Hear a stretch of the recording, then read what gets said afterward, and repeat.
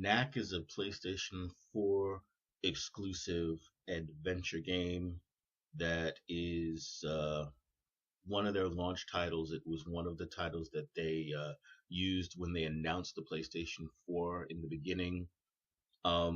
It's out. I played it, and here's the review. Okay, the graphics, they're okay.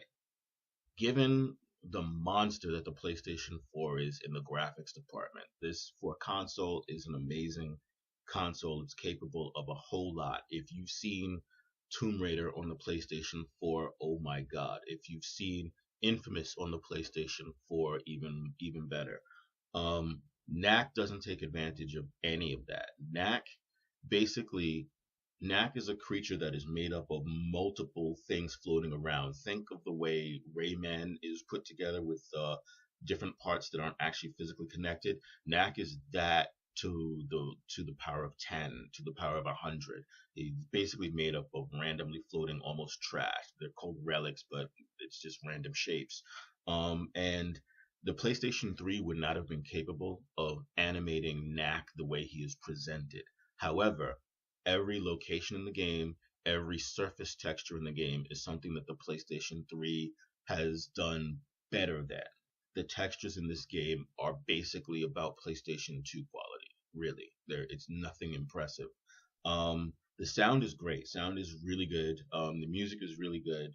The story is okay, but it's juvenile. It's a story that would have been typical of this type of game on the PlayStation 2. It's something that wouldn't stand up in, say, a Pixar movie, which this is sort of made to look like, just not as good, just not as good at all.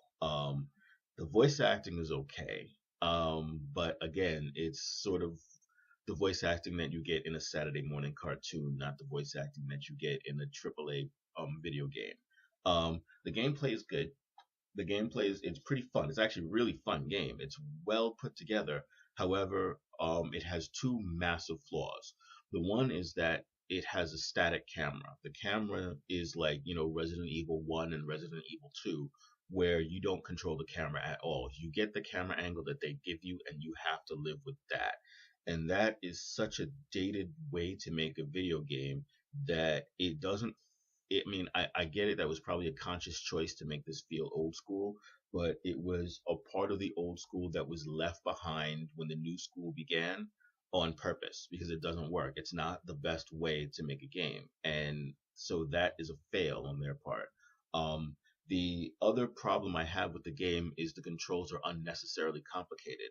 Knack has essentially three powers, and they are executed by hitting the circle button and then hitting either the triangle button, the circle button again, or the square button.